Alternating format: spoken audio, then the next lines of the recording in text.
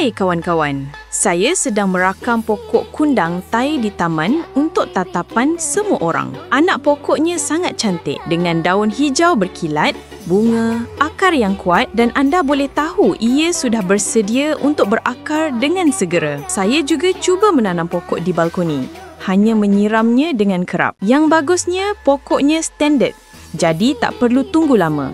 8 hingga 10 bulan baru nak mula berbuah. Pokok ini mudah dijaga, mempunyai sedikit perosak dan penyakit dan penanam baru boleh yakin kerana ia tidak perlu rewel. Meletakkan pasu di balkoni akan menjadikannya sejuk dan mempunyai buah yang bersih. Dan menanamnya di taman akan membuat pokok itu berbuah lebih cepat dan anda boleh menuainya sepanjang tahun. Saya sedang menawarkan promosi. Pesanan pertama akan mendapat baja organik dan jika anda membeli 5 pokok, saya akan menghantar kepada anda pokok yang sihat. Jika anda benar-benar menyukainya, sila mesej saya supaya saya boleh menyimpan anak benih yang paling cantik ini.